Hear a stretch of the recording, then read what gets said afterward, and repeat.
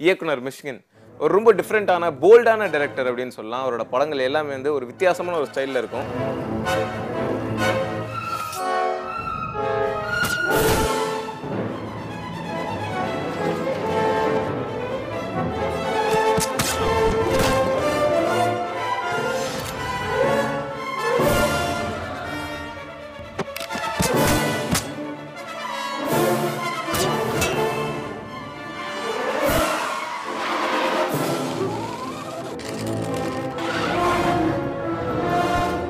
ஒரு நல்ல ஒரு கான்செப்டை அவரோட ஸ்டைலில் வந்து ஒரு பயங்கர டிஃப்ரெண்டான ஒரு மேக்கிங்கில் வந்து கொடுக்கக்கூடிய ஒரு டைரக்டர் அப்படின்னு சொல்லலாம். கடைசியாக அவர் டைரக்ட் பண்ண படம் வந்து பார்த்தீங்கன்னா பிசாசு.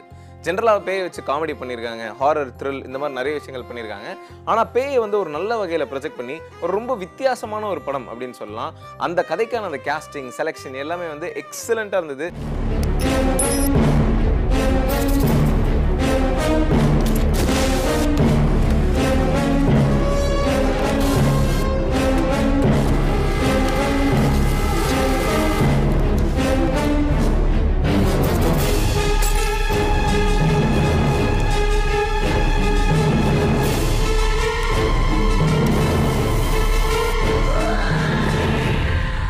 படத்தில் வந்து ஒரே ஒரு சாங் தான், ஆனால் அந்த ஒரு சாங்குமே வந்து அவ்வளோ பியூட்டிஃபுல்லாக இருக்கும். ரொம்ப பியூட்டிஃபுல்லான ஒரு மெலோடி அப்படின்னு சொல்லலாம்.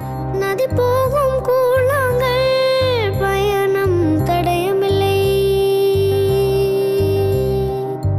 வலி தாங்கும் சுமை தாங்கி மண்ணில் பாரமில்லை, ஒவ்வொரு அலையின் பின் இன்னொரு கடலுண்டு நம் கண்ணீரை நிக்கட்டுமே. இப்போ வந்து அவர் ஒரு படத்தில் நடிச்சிட்டு இருக்காரு. சவரக்கத்தின்ற படத்தில் அவரே ஓனாக ப்ரொடியூஸ் பண்ணி அவரோட தம்பியோட டைரக்ஷனில் ஒரு முக்கியமான வில்லன் கேரக்டரில் வந்து நடிச்சிட்டு இருக்காரு. இதில் இயக்குனர் ராம் அவர்களும் ஒரு முக்கியமான கேரக்டர் பண்ணுறாரு. ரீசெண்டாக வந்து படத்தோட பூஜைலாம் முடிஞ்சு பயங்கர மும்மரமாக ஷூட்டிங்லாம் போயிட்டு இருக்கு. அண்ட் இந்த ப்ராசஸ்க்கு நடுவில் அவர் அடுத்த டைரக்ட் பண்ண போகிற படத்தோட வேலைகளை வந்து ஸ்டார்ட் பண்ணிட்டாராம். படத்தோட ஸ்கிரிப்ட் வந்து இந்த ஷூட்டிங் பிஸிலேயே வந்து நடுவில் வந்து ஸ்கிரிப்ட் எழுதிட்டு இருக்காரு அப்படின்னு கேள்விப்பட்டோம். அண்ட் அந்த படத்தோட ஷூட்டிங் வந்து நவம்பர் மந்த் வந்து ஸ்டார்ட் ஆக போகுது.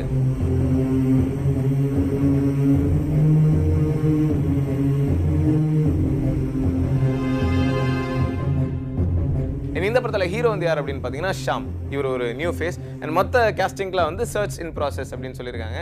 ஸோ எப்படி மிஷ்கின் அவர்களோட படங்கள் எல்லாமே வந்து வழக்கமாக ஒரு வித்தியாசமான ஜானரில் இருக்குமோ அதே மாதிரி இதுவும் ரொம்ப வித்தியாசமாக இருக்கும் அப்படின்றதுல எந்த சந்தேகமும் இல்லை.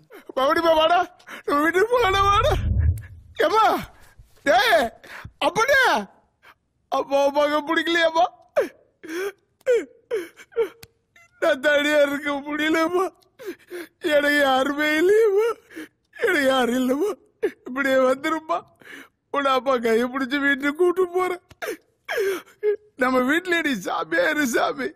அப்பா அனாதை ஆயிட்டப்பா, அனாதை ஆயிட்டப்பா. கடவுளே, என் குழந்தை கையை நான் இப்படியா பார்க்கணும்? என் பிஞ்சு மேல ஏமா எனக்கு ஒன்றும் இல்லைம்மா. நான் ஏதோ விஷமோ இல்லை ஒரு முளை கயிற்றுலையே என் உயிரை போயிட்டு நான் கூட வந்துருவோம்மா. எனக்கு ஒரே ஒரு வேலை இருக்குமா, அதுக்கு தான் இருக்கேன்.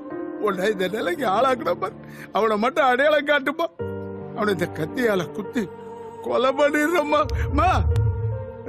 பவானி